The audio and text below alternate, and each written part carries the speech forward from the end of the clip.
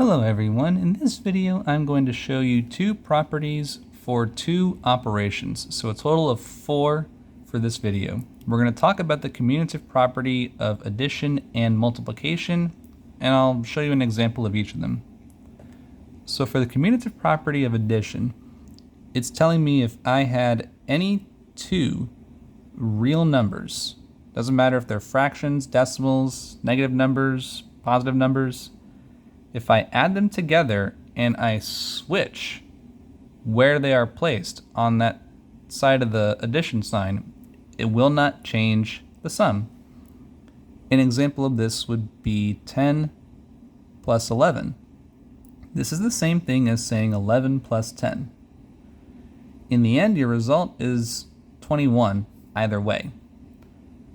10 plus 11 is the same exact thing as saying 11 plus 10 because you've got the same sum.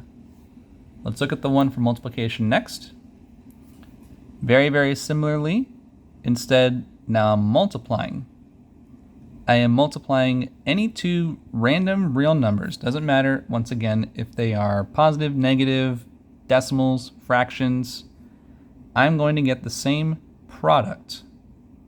Let's switch it up and put in negative numbers. So if I had negative 9 times 6, this would be the same thing as saying 6 times negative 9.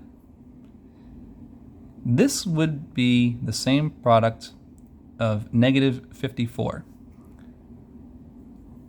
Negative 9 times 6 is the same as 6 times negative 9. The product is negative 54. And for addition, that was 21. Now let's take a look at the associative properties for addition and multiplication.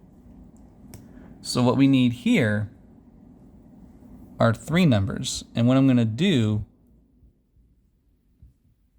is show you this. So for every real number, A, B, and C, what I'm doing here is I'm grouping the sum of A and B together.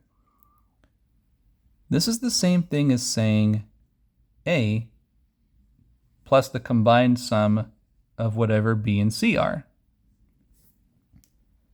So let's throw some numbers in there for reference. 11, 7, and 9. This is the same thing as saying 11 plus 7 plus 9.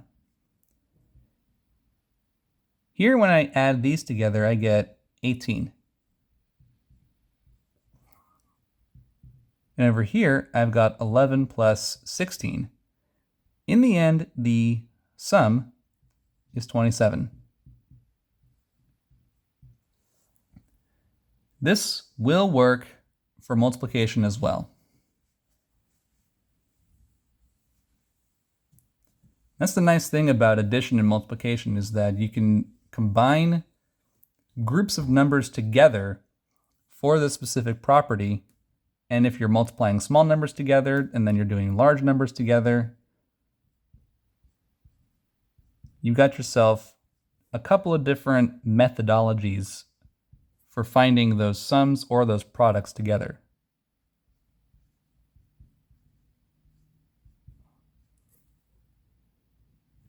So what I will do here is I'll just pick 3 random numbers to multiply together and we'll be good. So let's say A is 2, and I'm going to multiply 4 times 5. All right.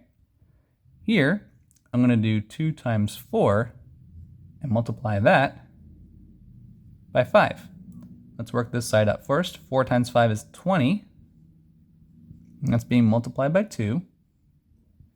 Here I've got 8 being multiplied by 5. Product is the same on both ends, and that's 40. This renders true. This is a rundown of the commutative and associative properties of addition and multiplication. And there's the addition for reference. Thank you so much for watching, and I will see you later.